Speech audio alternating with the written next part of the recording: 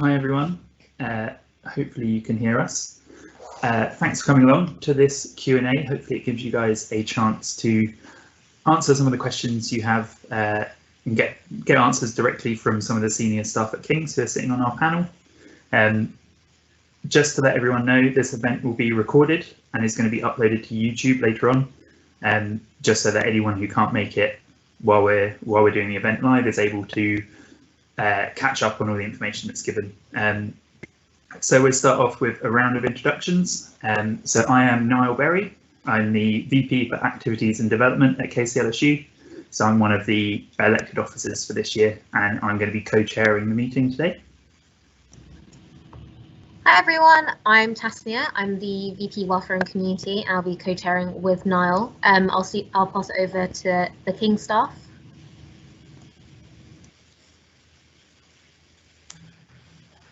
Good afternoon, everyone, and Happy New Year as well. I'm Steve Large. I'm the Senior Vice President, Operations. Good afternoon, everyone. I'm Paloma Lisboa. I'm the Director of Operations in Estates and Facilities. Welcome. Good afternoon, all. I am Charles Gallagher. I'm Director of King's Community Business Services. And the residence is an area that falls under my remit.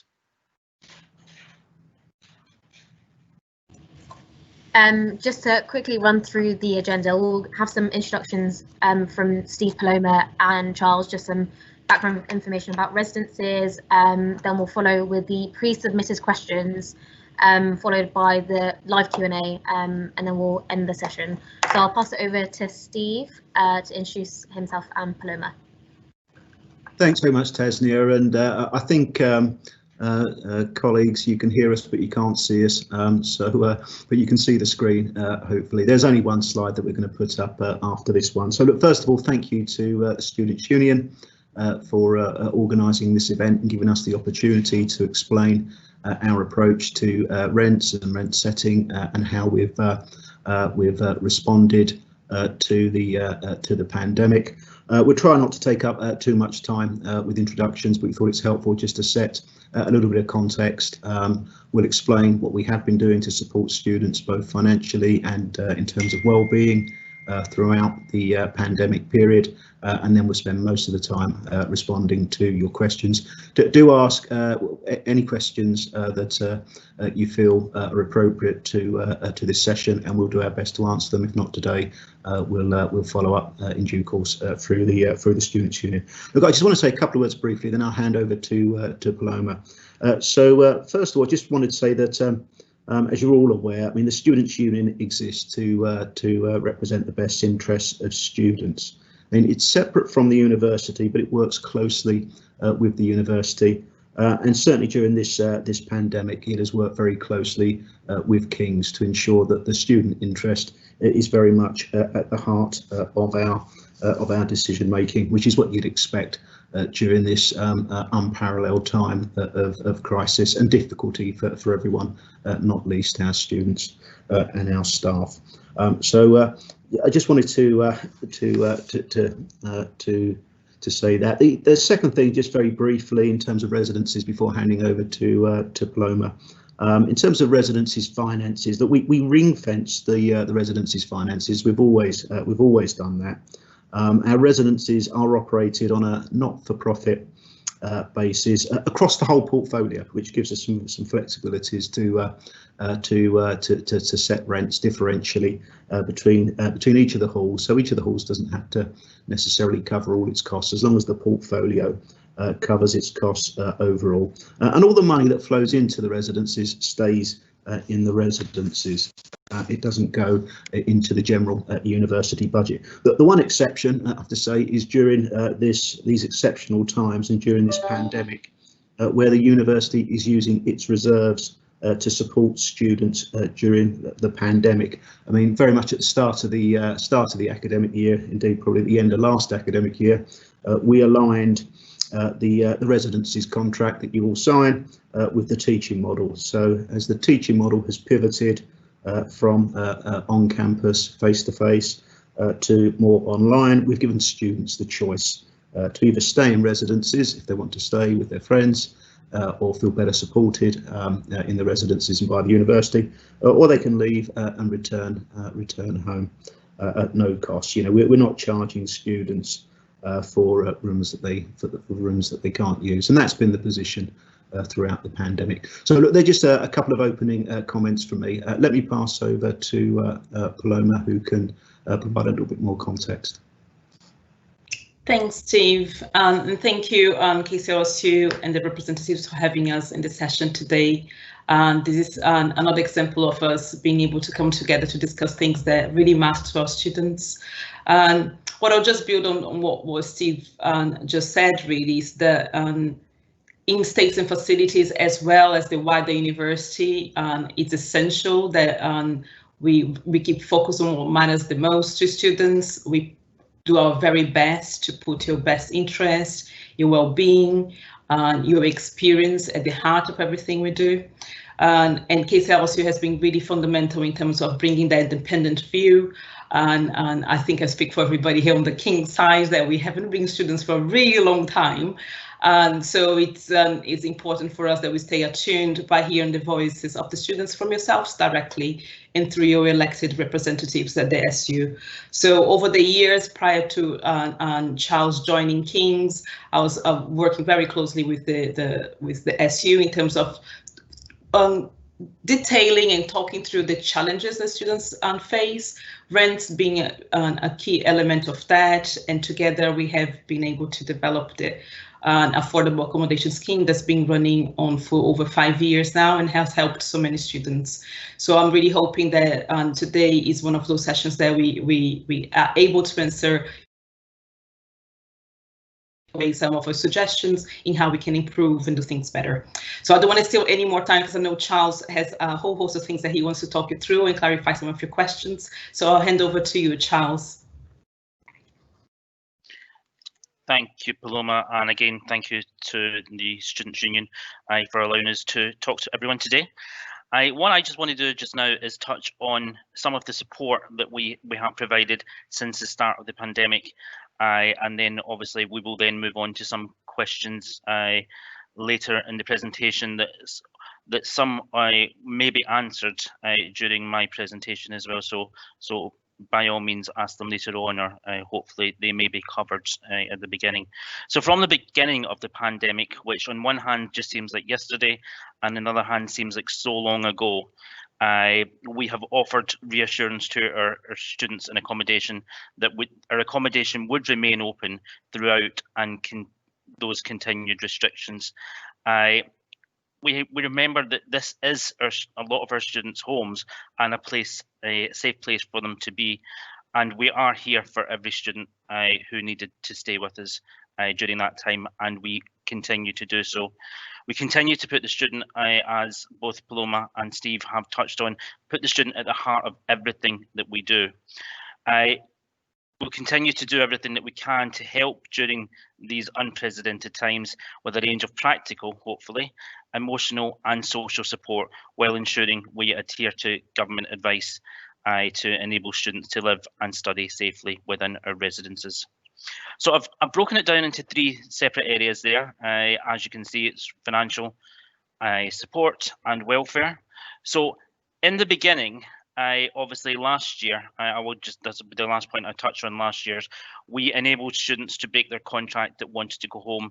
Obviously in the beginning it was very uncertain times, and it did take us a bit longer than we would have hoped, because we were still hoping that students would be able to come back at the end of last academic year, but that wasn't to be. But at that point we did release students from any financial liability from their contract.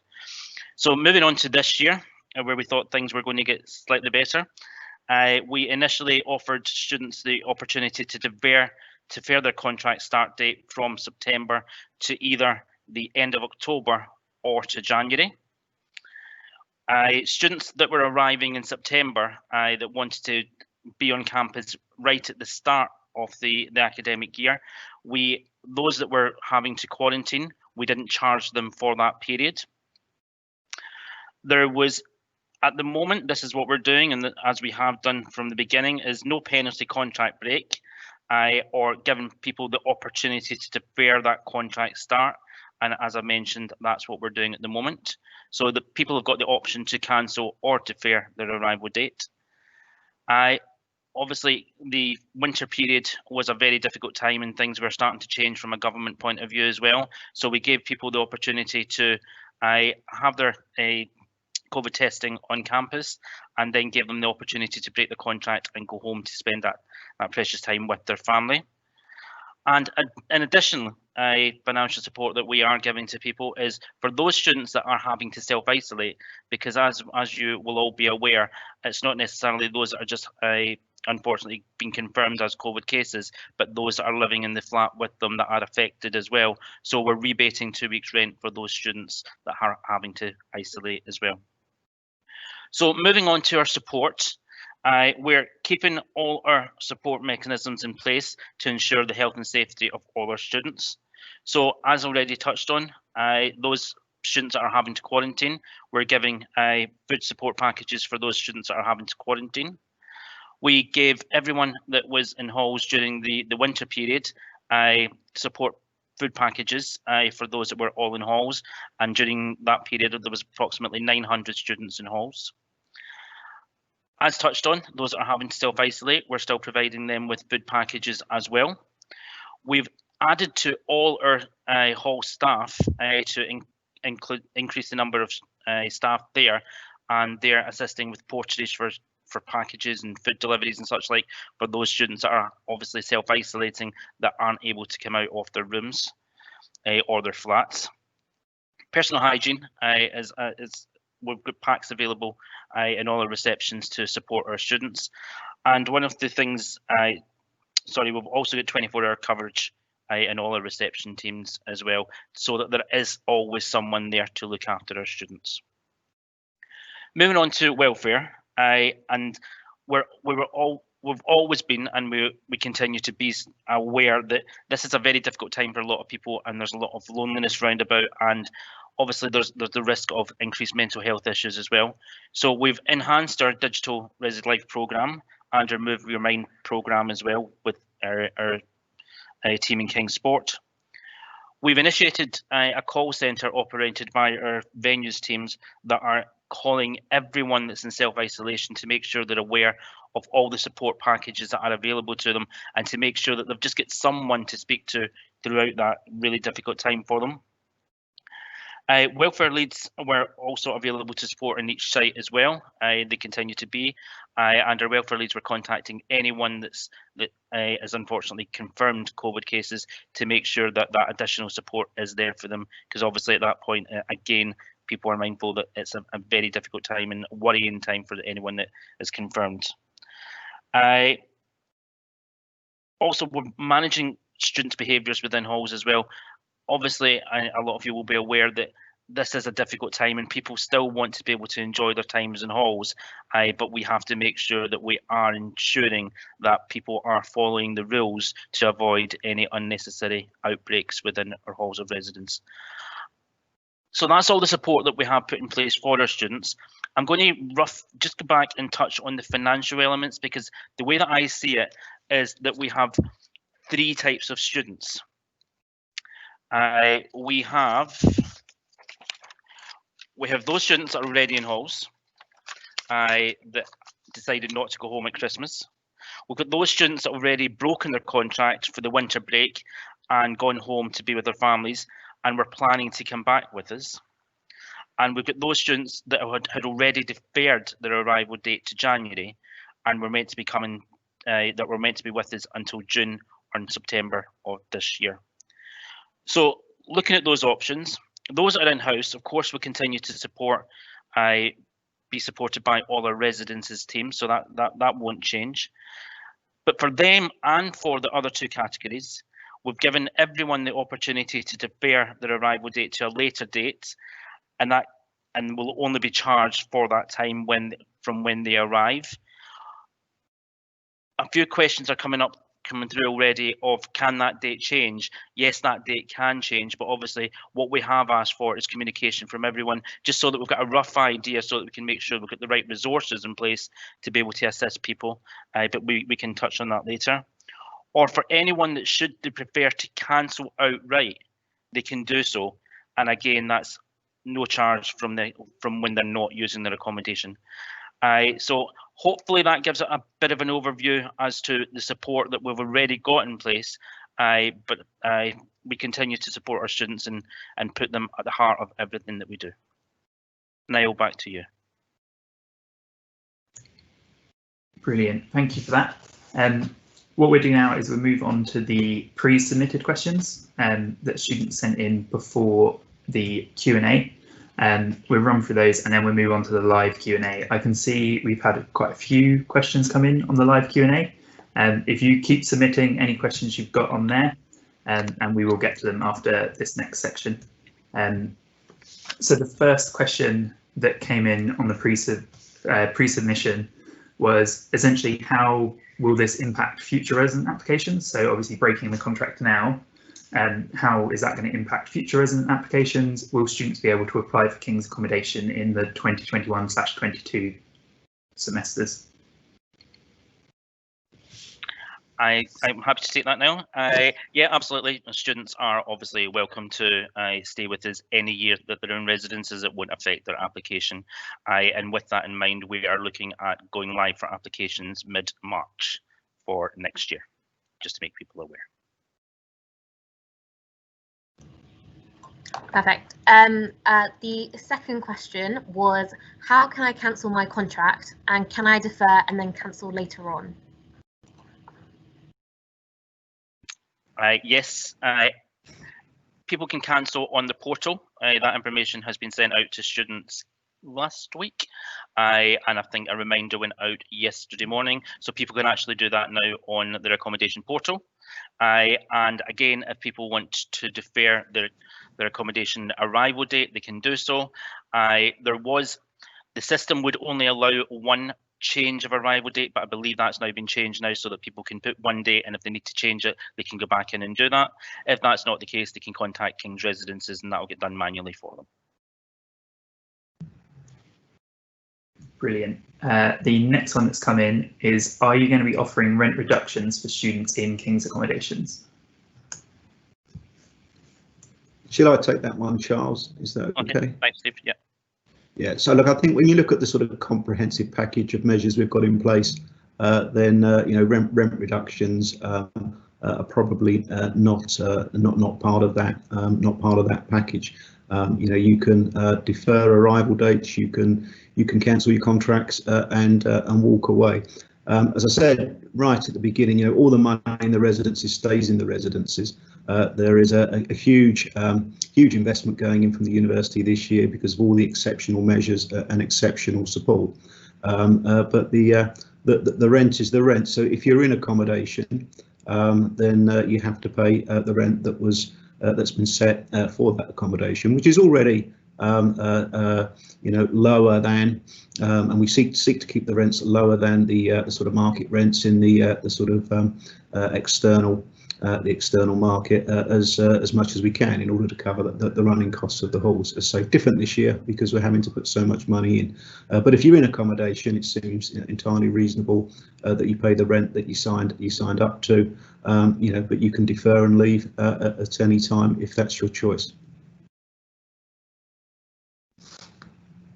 The next question is, am I able to cancel or defer after the 17th of January deadline?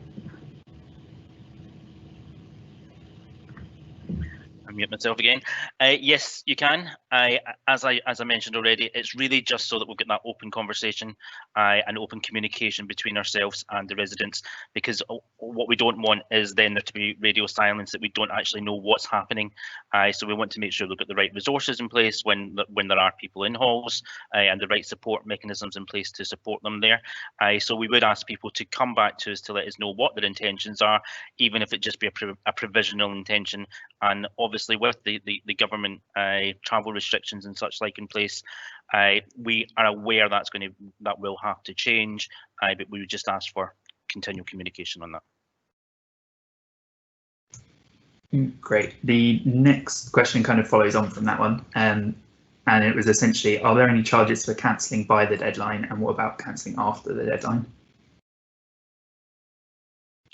As mentioned already, if people tell us that they're wanting to defer until the 1st of February, and then they change that to following the 17th of January is the date that we've asked people to come back to us, there will be no additional charge for that.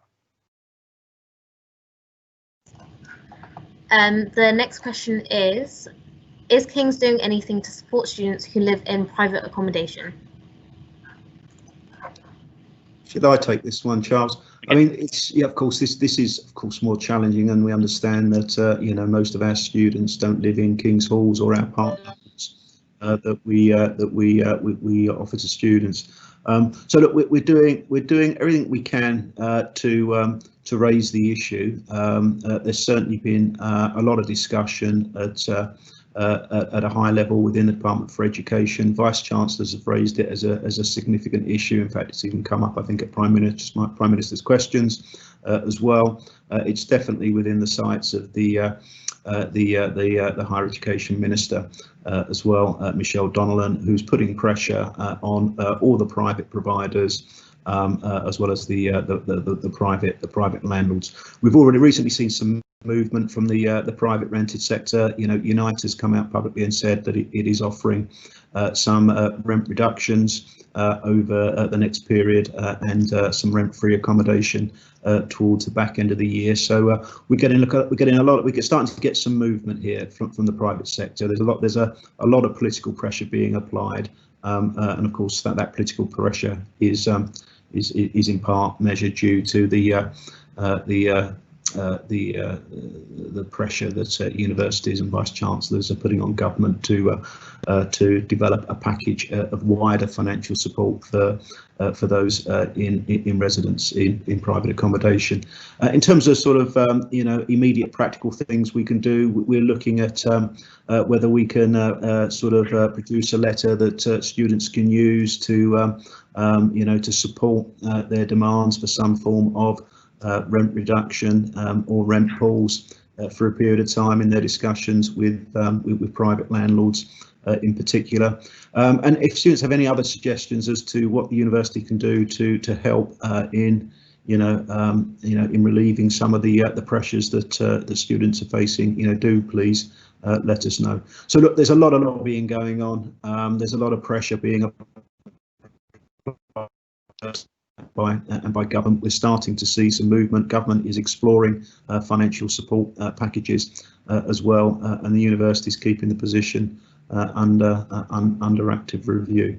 So we're doing, I think, as much as we can at this time. And of course, it's largely outside of our control, but we are trying to influence the outcomes as much as possible.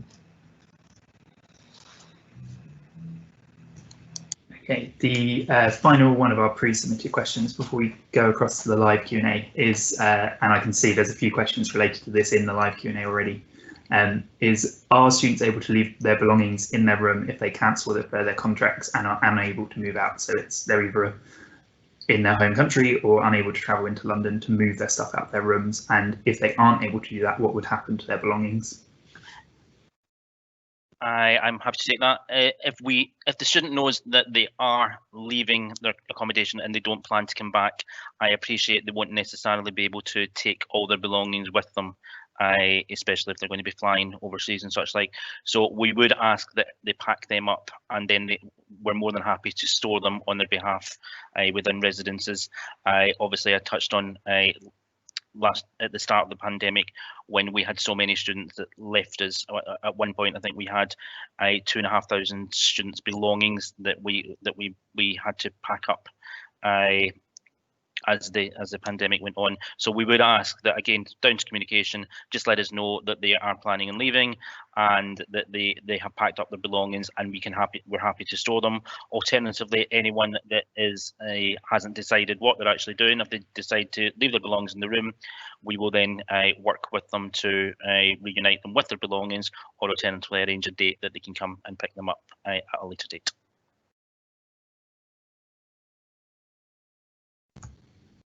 Great, so we will move across to the live Q&A now.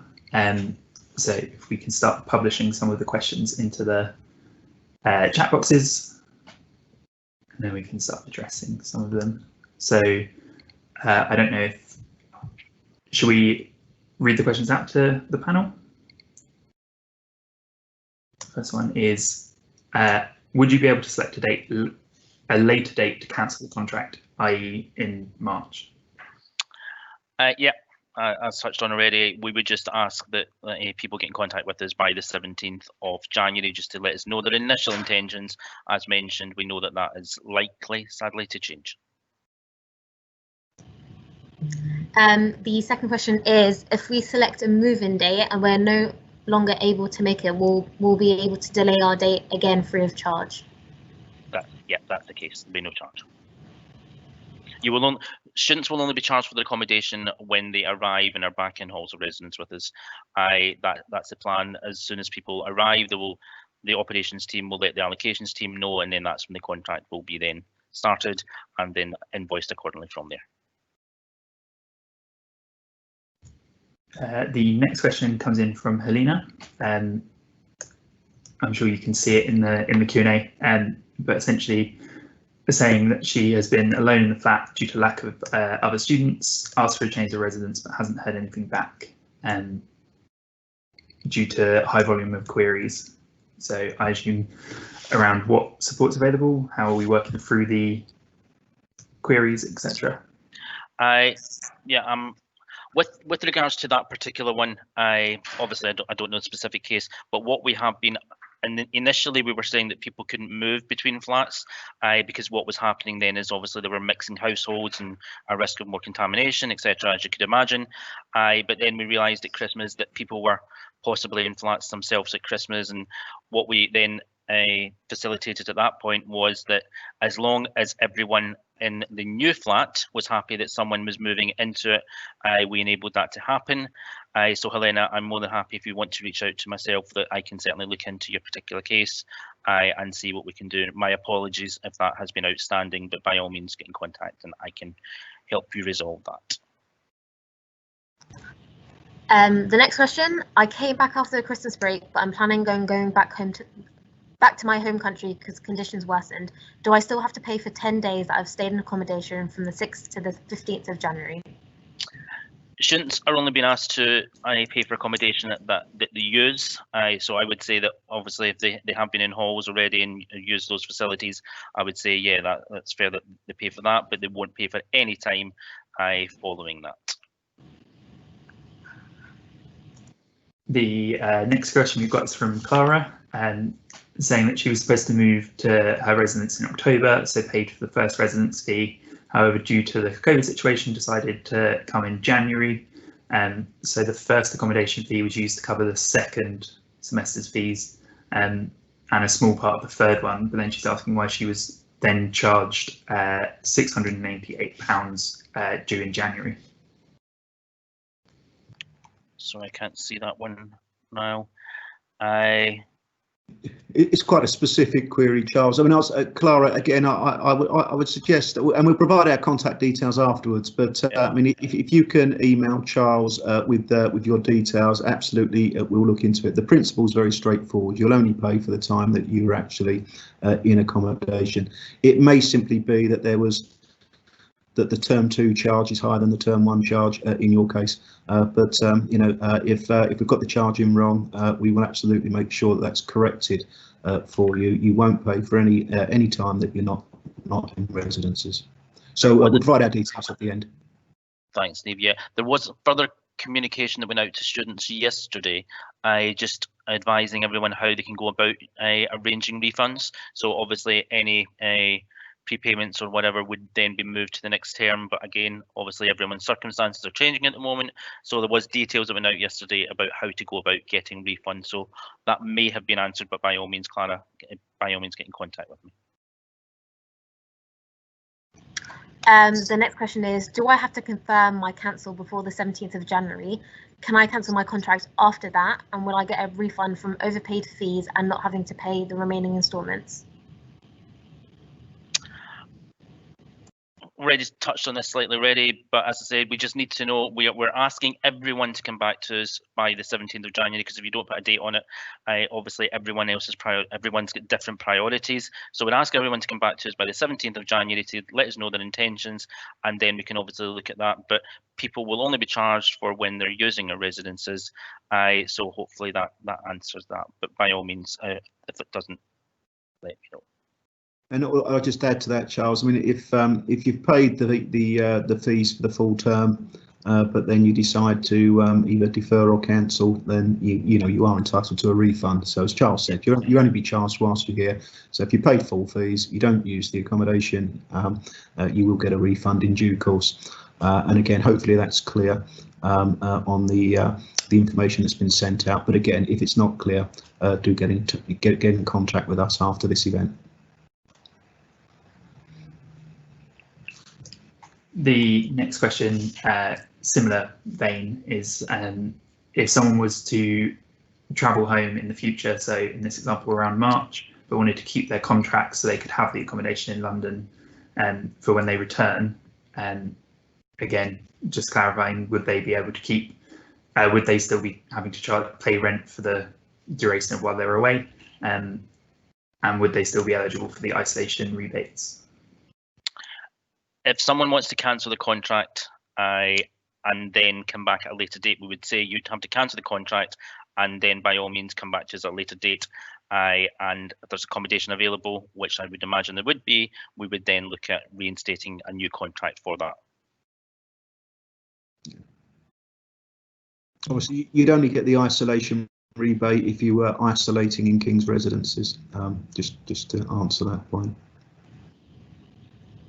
The next question is, what exactly do you mean by rebate of 2 weeks rent isolation, 2 weeks rent for students in self-isolation? Is this applicable for students who have currently deferred our return date, and how does this process work? So the 2 weeks rent rebate is for anyone that was in accommodation that had to go into self-isolation due to either being confirmed a COVID case or alternatively being in contact with someone. So they have to then self-isolate. At that point, it was 2 weeks. It's now 10 days, but we're still continuing to pay that 2 weeks. So it's anyone that is actually having to self-isolate within halls due to COVID. I think Steve touched on that again there briefly a minute or two ago. They obviously have to be in halls to get that 2 weeks. So the next question moves more into around staff. So it's asking why none of the staff wear masks, at least at Vauxhall, although a few wear face coverings, which are ineffective, and why none of them caution students who don't wear masks in residences. Staff that are in front facing should be wearing masks. Obviously, we've got screens in place as well, and that they should also be using masks as well. So I can certainly take that on board and look into that. We encourage everyone, but then at the same time, it's difficult because some people just don't want to wear masks out in public. But we don't want to start disciplining people that aren't following those rules. But again, we're trying to keep everyone safe. So it's everyone working within their own community to try and police those rules as well. Yeah, I mean, I just add. I mean, I've personally spent time as a campus ambassador, mainly at the Strand rather than in residences. There's generally quite high compliance with wearing face coverings from students, but of course, if you're there all day, I mean, it does get a bit. Totally understand it gets a bit irritating and frustrating, and we do go around and we do remind students to wear their face coverings. Staff do need to wear face coverings as well. I note this is a Vauxhall hall, which means it's not a King's hall, it's a King's partner hall. So we will get in touch with our partner to ensure that they remind their staff that are working there that they do need to wear face coverings. The next question, I'm going to move on to one of the other questions that's slightly related. It's a bit of a long question. I received an email from King's that those who are self-isolating would have some rules for them to follow months ago, but from what I knew, many people from the UK and other places don't really stay in their rooms nor wear masks outside their rooms. I get it still inside the flat, but for those who have been living in the flat still have the risks. So that I would want to know if there are any specific rules for people who should be followed. Know that there are specific rules for people who should be followed when they're back from other countries, or does it depend on what country they're coming from to determine whether they should take measurements or not? I'm assuming this is related to like travel corridors and people traveling from different parts of the UK and the world. Thanks, Tasnia. I'm taking a couple of things from that, I think, and hopefully this answers it. We are regarding everyone that's within that flat as a household. So they have to follow the government rules round about how households isolate and how households work together and quarantine and self-isolate together when required. For anyone that is going back into that household, if they are travelling from overseas and they have to quarantine, again they should be following that as well. So they should be quarantined within their own room, and then obviously with their flatmates supporting them, bringing them food and such like after during that quarantine period. Yeah. So again, originally the quarantine period was 14 days. It's now been reduced to 10 days. Or you can actually now pay to called test to release.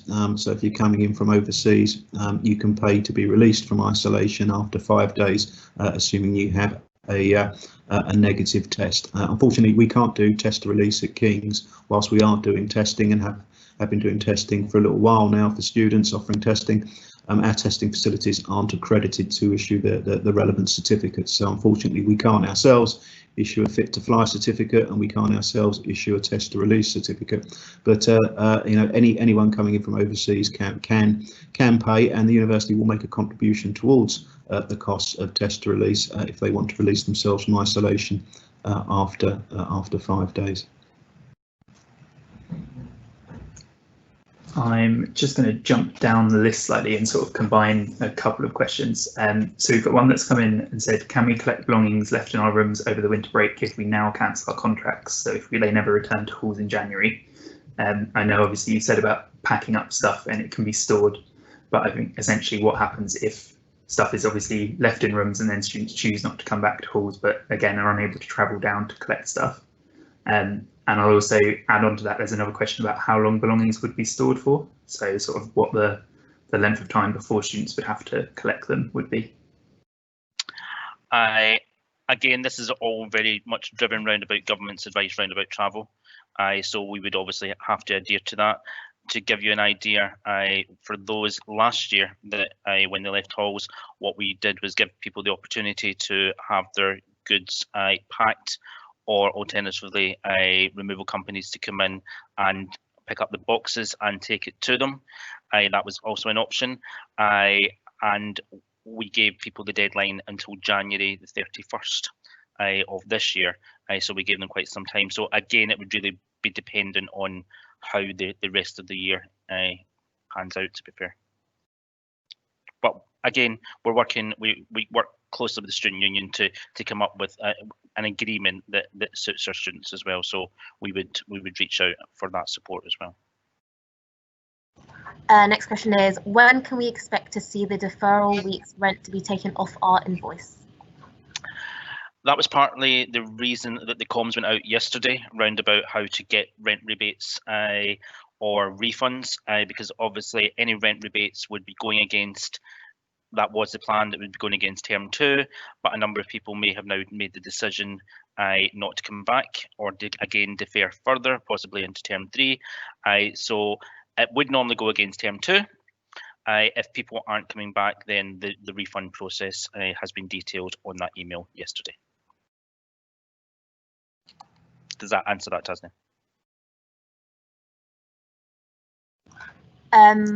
I think so. I think they were looking for probably an exact date or like a time frame where they can see it on their invoice, just so they're clear that it's been taken off, or they're aware that they're not having to pay it. That would appear in their invoice on their online portal as well.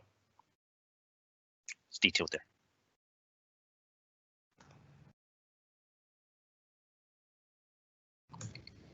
So the next one I'm seeing is again, quite a long one. As a student living in Atlas, where bills are included in the residence fees, our heater and hot water are out of work quite often, which forces us to buy heaters for ourselves, especially since September. My heater has been out of work during the night, which makes my room really cold in the morning, and I kind of have to accept it. The receptionist responds every time when the problem happens, saying they are fixing it, but obviously are unable to solve the problem fundamentally. So this person is here seeking practical resolutions to this, as obviously through winter quite a disastrous issue, and is asking around compensation for bills or offering remedies for those who don't have fully functional heating systems during the day and have to buy heaters to keep themselves warm. What I would say to that now is any maintenance issues, obviously, we need to look at specific examples. So I would ask that people reach out. The normal reporting line is there, that they go through King's Residences and report that. But again, if that hasn't been working, by all means, please reach out to me and I will look at each specific case round about that. But it's difficult to look at generic cases round about maintenance, so I would ask for specific details on that we can then take action on that. Yeah, if I just add to that one, Charles, I mean, again, this is another partner hall, but you know, Kings, we take responsibility for our partners as well. We expect them to operate to the same standards that we operate in a King's managed hall. So look, if again it's coming from a you haven't said who you are, we can understand, but if you can again provide your details to us afterwards and just summarise the issues as you have there, again we will take them up with our partner, because I completely agree. You shouldn't be having to go out and buy heaters to heat your rooms. You know, because the heating's not working. You know, I wouldn't find that personally acceptable, nor should you. So if our partner's not responding, do get in touch with the King's Residences team, as Charles has said, and we will seek to intervene on your behalf. Just to add on, just following kind of student not advice, following student movement about rents and just student understanding about what's happening. There's obviously been a kind of dissatisfaction about maintenance, and one of their concerns is maintenance being slowed down or maintenance just not being up to standard. So what do you think is kind of best for students to do? Because it's well aware that students aren't happy with the kind of maintenance that they're getting, whether they're in like third party accom or King's accom. Obviously, we are going through any maintenance issues that we are aware of. People need to make sure that we are aware of them. I appreciate there could be one or two that has slipped through the net, and that shouldn't be the case at all. But can we make sure that we've got everything reported, and then we can take action on that to make sure that because we want to make sure that everyone is happy within their accommodation, and if there are things within our maintenance that we can fix and get fixed quickly for them, we aim to do that for them, but we just need to make sure that we are aware of any outstanding maintenance issues and we will action them. So probably the best advice is just to make sure that students are reporting kind of maintenance issues, and if they're dissatisfied with them. Yeah. I mean, I can assure you that Charles and his management team keep a close eye on all these all the tickets that are coming in around maintenance, so they make sure that they do get dealt with in a timely fashion. So as Charles says, look, make sure you report them through the proper systems, and that means that Charles and his team will be aware of them and they will get resolved.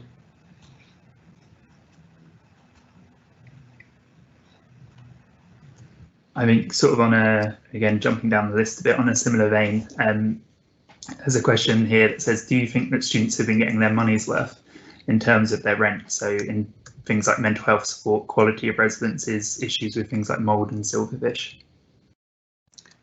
Yeah, I mean, look, let me deal with the general part of that question. Is, you know, are students getting good value for money?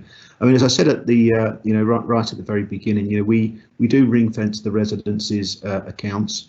We keep all the money in the residences. We work really hard to run them efficiently, including our partner halls as well, where we work very closely with our partners and we share operating costs between them where we can. So, for example, all the allocations are done through the King's team.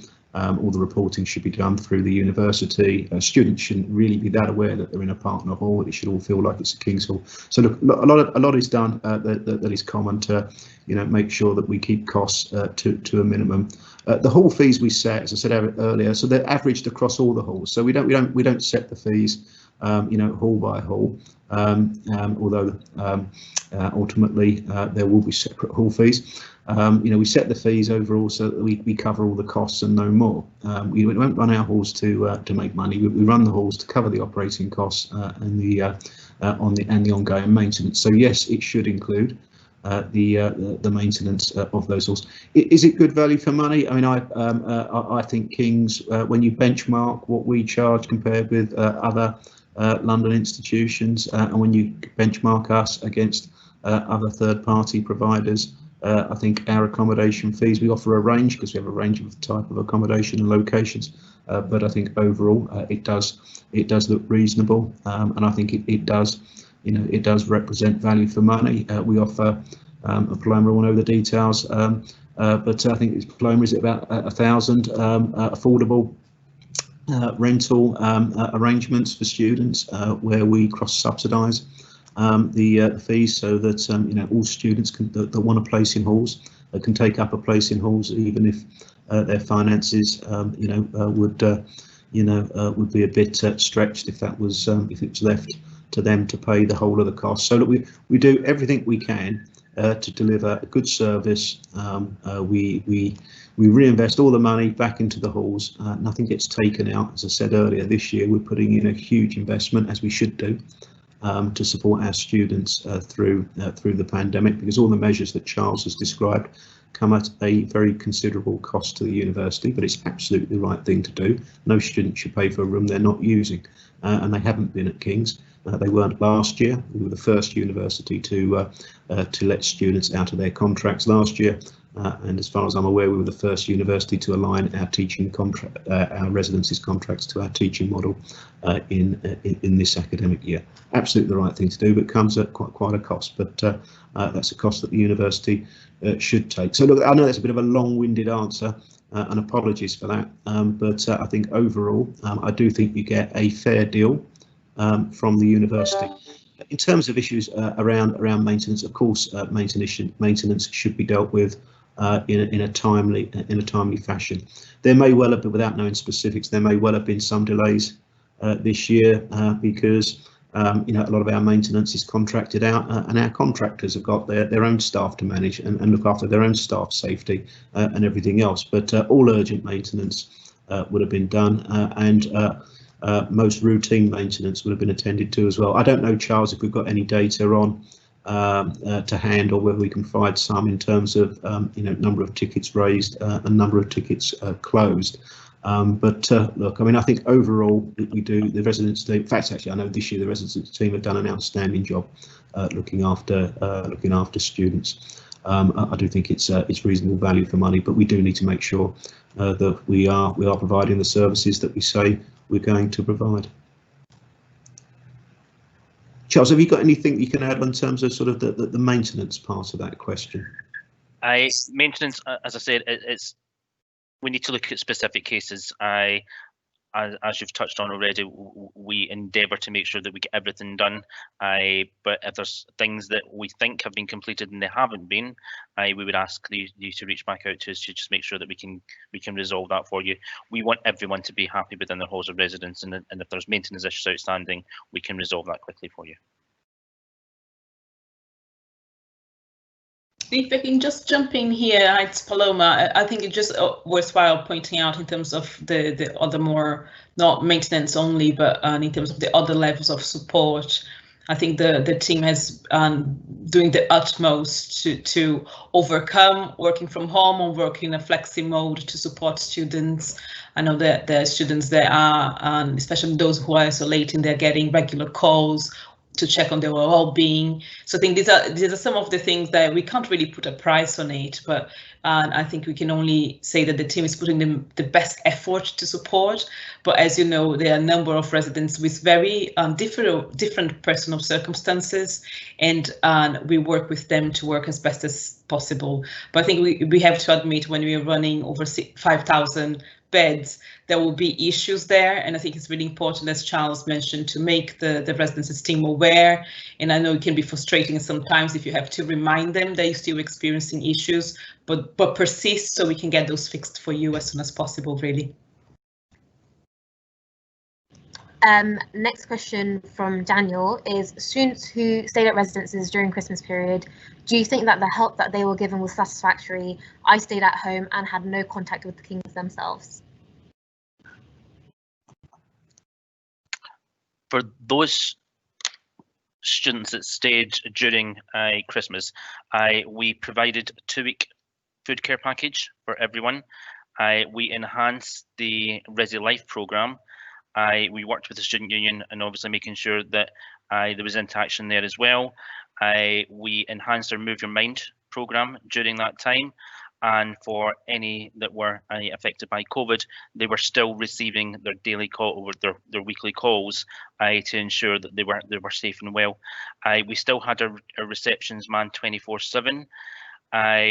So we were reaching out as much as we could. Obviously, these are very different times. We would have done so much more if we were able to bring people together. But we obviously didn't have that luxury this year. So we hopefully gave as much support as we could during that time. But I would obviously value any additional suggestions that people think we could have actually gone that bit more of an extra mile. So yeah, by all means, let us know if we could have done more.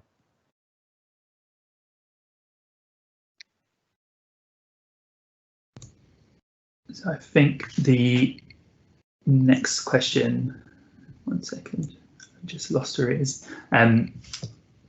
Will probably have to be our last one because we've just had our 5-minute warning that we're nearly out of time.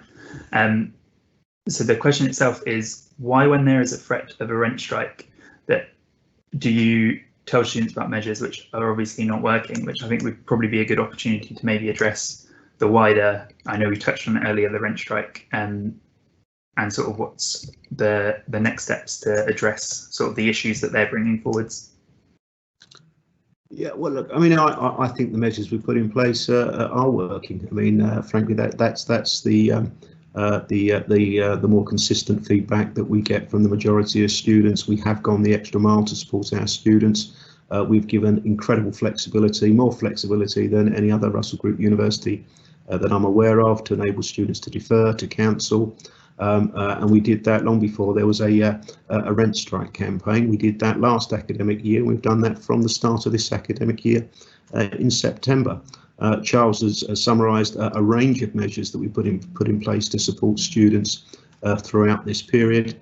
And it's not just the financial, it's everything else that wraps around that.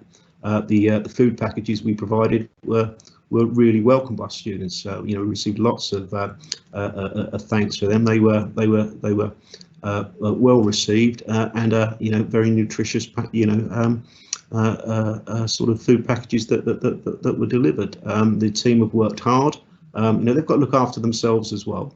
They've worked very long hours to support students in residences. So look, some people may feel they've got a tough deal, and I think it's been a tough time for everyone. It's not been the best year at university. It's not been the best year for many people. We've done everything we can to support our community at King's, our students in particular, and our staff as well. So look, there'll be those who have got some issues and concerns. It wasn't the year at university that they would, well, it's not quite a year yet, but that they would have wanted. We totally understand that. We totally understand that, and that's why we've put all these additional measures in place. I would argue that most of them are working. No one has to pay rent. If you don't want to stay in a King's residence, you have all sorts of options and flexibility to change the dates, to cancel the contract if that's what you would prefer to do. While you're here, the team has gone the extra mile to support students. So look, I'm not sure I would agree with the premise that things aren't working. The feedback I get is that most things are working quite well. There'll always be one or two things where we can improve. Of course, there will be. There's been some questions around maintenance that, particularly with our partner providers, that we will absolutely go away and talk to them about to make sure that they are responding. more effectively. But generally, I think things are not, not working. They are working. So I don't actually agree with that statement. So we're 2 minutes to the end, so we're going to do a wrap up. There were obviously questions that we weren't able to answer, like plenty of questions that we weren't able to answer. Are we okay to just publish these on our website and get a response from Steve, Paloma and Charles? Yes, please. Or if there is a way, Tasnia, to summarise them, because a lot of them are asking similar questions, we can provide more generic answers. Those that have got very specific issues that we've not been able to respond to, do get in touch with us afterwards. So if there are any specific related questions, do you guys have an email address that people can email, or any contacts that you think is best for students to email? Yeah, we'll provide you with our email details, Niall, Tasnia, and then perhaps you can just make them available through the Students' Union portal, or circulate them to everyone who attended this this Q&A session. I am going to ask one last question, because I think this question has come up a couple of times. But will we be rebated from Saturday of this week when we leave? So I think there's a lot of questions about people who are leaving this Saturday and whether they're going to be rebated for this week.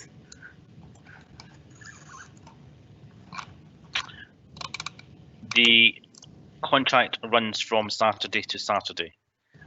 So they're obviously leaving from this Saturday, they won't pay for next week, but they'll pay for this week. If that answers that question, doesn't it? Obviously, the volume that are coming through just now, we have to try and standardise it, just so that it's an awful lot easier and quicker to process for people as well, because that's what we don't want people to be having to wait on those refunds happening as well. So we want to process them as quickly as we can. Okay, cool. Sounds good. We'll have to wrap up and say bye. Thank you for the King staff for coming along and answering questions. Thank you for the students for submitting questions. Like we mentioned, we'll pass on any other questions to the King's Residence team, and we can publish these on our website so it's accessible to everyone. This recording will be on YouTube as well, so if you guys want to come back to it, you can watch it. Thanks to everyone who set it up, and I hope you all have a very good day, good evening. Thank you, everyone. Thanks everyone who attended. Thanks everyone. Thank you. Bye. Thank you. Bye.